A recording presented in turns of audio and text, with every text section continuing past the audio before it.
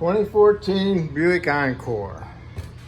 Gonna do the not the thermostat, but the coolant housing on the back of the cylinder head that's above the trans. Okay, it's plastic, it's leaking. Need to do is, I want this out of my way.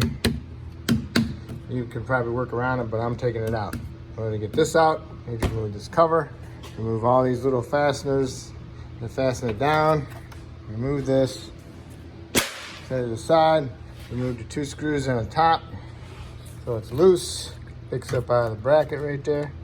So I'm gonna take this off, and I'm gonna remove that clip, and then put a pan underneath so you can catch the fluid, take your cap off, relieve the pressure. Okay, twist and pull it off. Same thing with this one, twist and pull. Okay, you got the little clip out, and there should be an O-ring in here. So you might not want to lose that O-ring because I don't know if it comes with the new one yet. Okay, but it's inside there, so just remember that. Lift up your center engine cover, remove that. Push your little purple clip, pink, towards you, squeeze it down, pull this off of the coil pack. And if you want, you can undo the O2 sensor. I'm going to remove this intake tube off the intake. I want to be able to get down in there. I'm going to loosen this clamp up, which is right here. I think that's probably a 7, or you can just use a flat blade.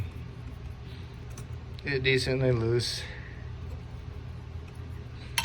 and grab hold of it and wiggle it back and forth and pull it. Okay. All right.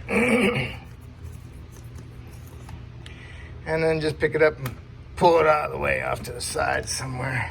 Hopefully it stays. Okay. All right. Getting more visibility there. So you got a hose clamp here, a hose clamp there, and a hose clamp here. You need to undo those 3. There's a sensor wire right here. You need to undo that. And then there's a couple inverted Torxes holding it on. Okay, using inverted Torx A10. There's 3 screws, remove them. This piece comes off.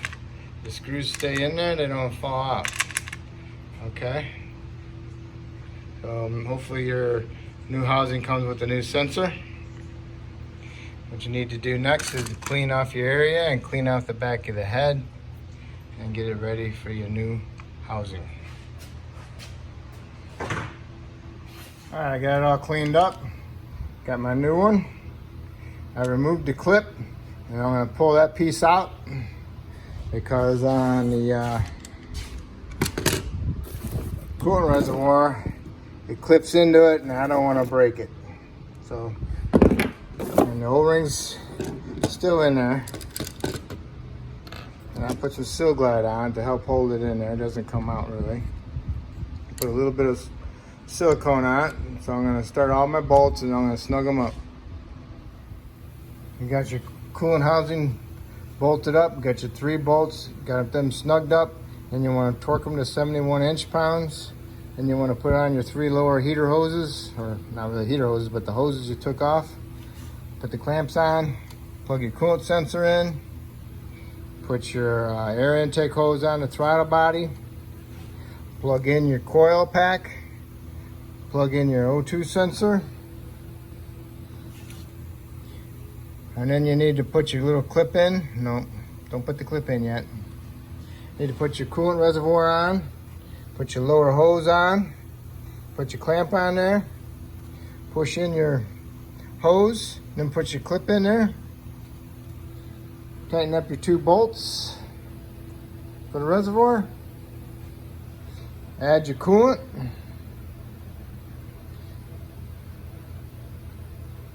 Start the engine up, let it run a while. While it's running, put your front valance back on with all your clips. And then once the coolant level gets settled down, you add some more coolant. Put your cap on, take it for a quick little ride, bring it back, fill your hose, make sure it's not under a great pressure, slowly release the pressure, and then top off your fluid, put your cap back on, start it up, let it run a while, and then go ahead and shut it off, and then put your engine cover back on. And that's it. That's how you do that rear coolant housing in the back of your head. If I helped you out doing this, that's great. If you can help me out by subscribing, I'd appreciate it. If you already have, I want to thank you.